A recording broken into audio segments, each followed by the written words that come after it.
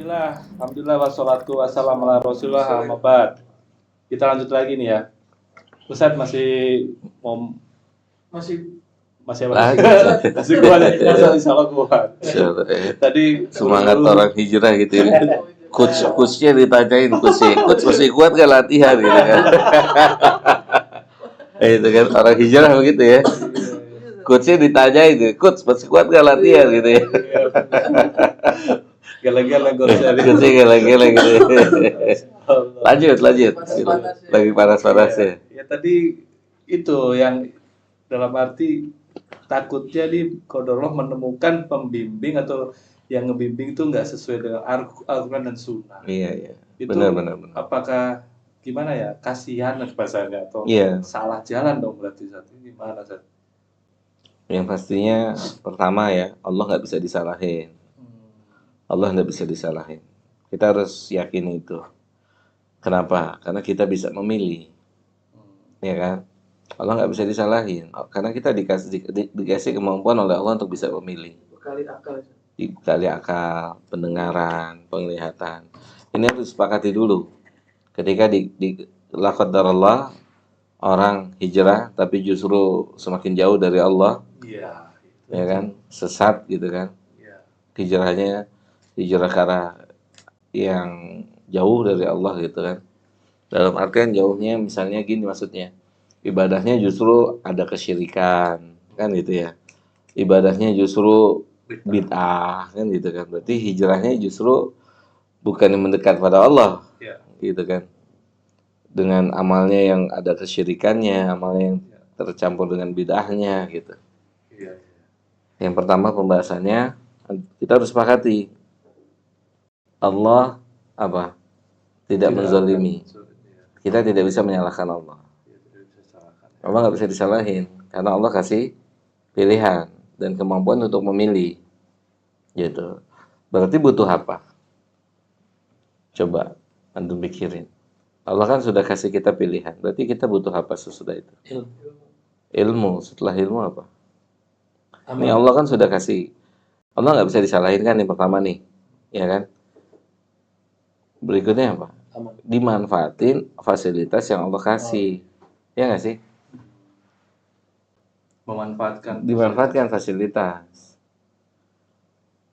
Maksudnya fasilitas itu adalah pendengaran, terus penglihatan, kemudian akal dimanfaatin. Setelah itu apa?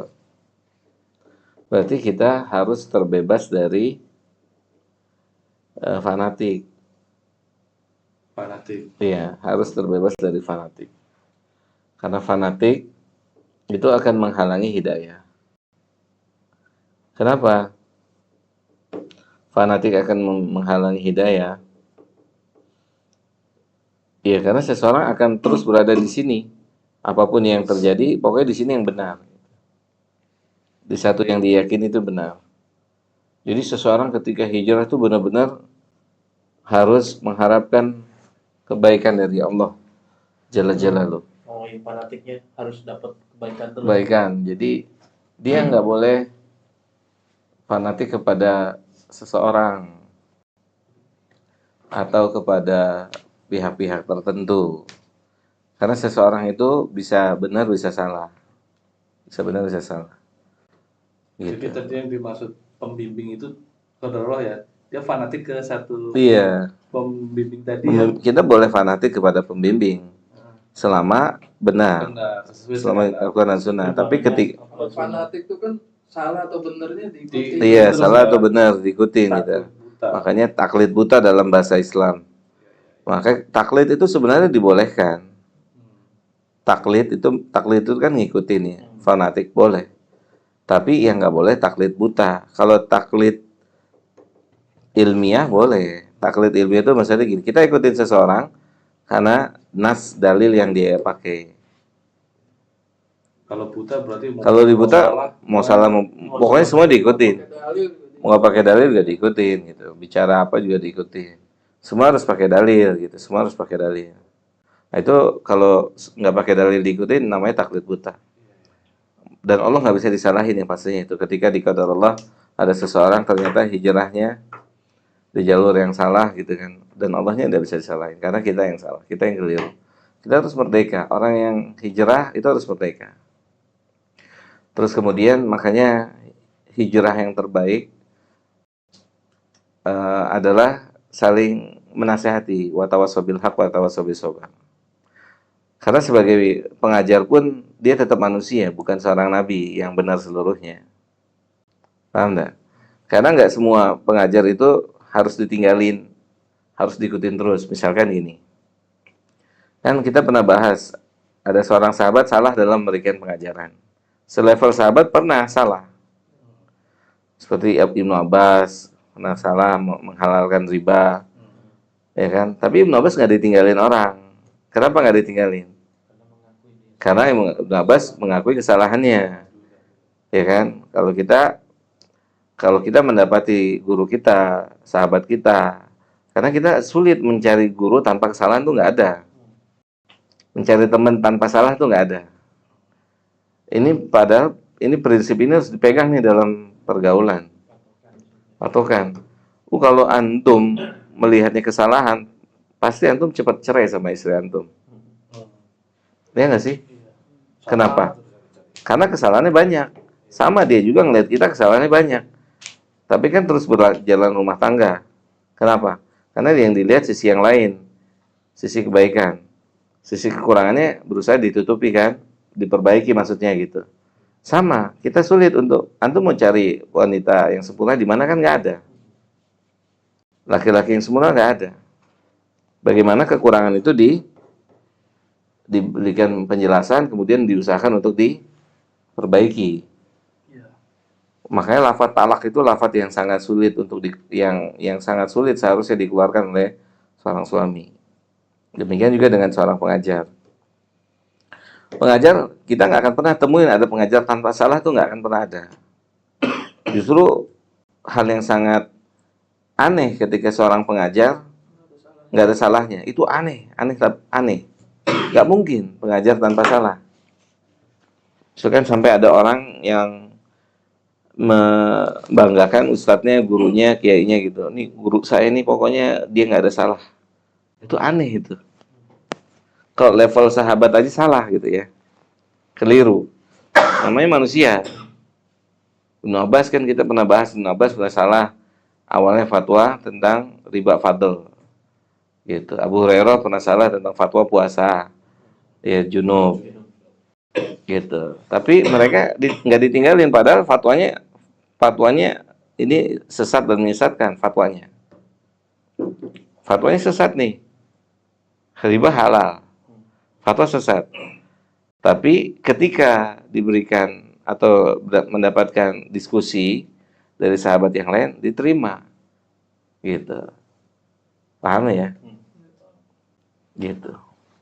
Nah, makanya tadi saya katakan, ketika antum sudah punya teman, punya sahabat dalam perjalanan menuju Allah, itu dijaga. Selama antum dan teman bisa siap untuk saling mengkoreksi. Kita semua saling mengkoreksi. Udah kita siap untuk mengkoreksi dan siap untuk dikoreksi. Tapi tentu dengan etika, dengan adab. Bagaimana caranya koreksi itu tidak menimbulkan tersinggung atau paling tidak dengan etika lah, dengan adab gitu kan, dengan elegan, disampaikan dengan tata kerama seperti itu. Jadi hijrah yang benar adalah hijrah yang mendekati apa yang disampaikan oleh Allah dan Rasulnya sesuai dengan pemahaman para sahabat Nabi yang dulu pernah hijrah bersama Nabi. Gitu. Sallallahu alaihi wasallam. Jadi ketika memang nanti didapati ada orang hijrah ternyata masuk neraka gitu kan. Karena ada di dalam ayat Al-Qur'an juga. Ya, seperti yang kita pernah bahas, mereka menyalahkan ustadznya. Mereka menyalahkan gurunya. Tapi mereka tetap masuk neraka. Kenapa? Hah?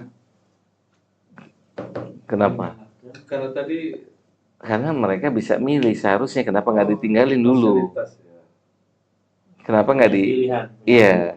Kenapa dulu nggak ditinggalin? Kenapa diikutin aja? Bisa memilih. Makanya tadi di awal jangan fanatik. Gitu. Kalau udah fanatik kan salah bener diikutin. Makanya kita bangun nih, ya. Kita bangun persahabatan, pertemanan kita. Kita semua mau masuk surga, saling koreksi, saling memberikan masukan, saling menasihati ketika memang didapati satu di antara kita yang melanggar syariat. Begitu, saling mengkoreksi antara sesama muslim. Karena memang nggak akan bisa ditemui, kita antum mau cari teman di mana yang tanpa salah, nggak mungkin ada. Gitu. Antum nggak akan pernah ketemu ada seorang teman, ada seorang guru tanpa kesalahan. Makanya yang terbaik adalah bagaimana kita menjadi teman dan menjadi guru yang siap dikoreksi, yang siap tentunya dengan cara yang elegan, gitu kan, dengan cara yang adab yang benar, gitu. Makanya yang pastinya Allah nggak bisa disalahin. Kemudian berdoa sama Allah, itu kan di antara makna doa siratal mustaqim, ihdinas siratal mustaqim. Berdoa semoga ditunjukin jalur jalan yang benar, ketemu dengan orang-orang yang benar, orang-orang yang jujur, gitu, orang-orang yang benar-benar mau mencari taufik dari Allah, gitu kan. Seperti misalkan gini, ini perlu penting ini, perubahan itu pasti akan terlihat dalam hijrah itu. Perubahan itu akan terlihat. Nanti kan perubahan itu dilihat dari Al-Quran dan Sunnah. Benar nggak perubahannya? Timbangnya di situ, timbangannya. Wallahu a'lam bishawab. Oke guys, kita lanjut pembahasan hijrah Baik. berikutnya nanti. Oke. Cukup saja. Cukup dulu. Syukran, Ustaz. Jazakallah, kita tutup dengan doa Kafaratul majlis. Subhanakallahumma bihamdika asyhadu an la ilaha illa anta astaghfiruka wa atubu ilaik. Assalamualaikum. Rumah musafir adalah sebuah rumah yang insyaallah ta'ala kita rencanakan untuk menjadi salah satu tempat diajarkan ilmu-ilmu agama secara dasar, atau ilmu-ilmu dasar agama. Punya satu, ya. Jadi gantian. Mix satu buat semua. Satu buat semua, insyaallah Udah. kedepannya ada itu, ya, insyaallah.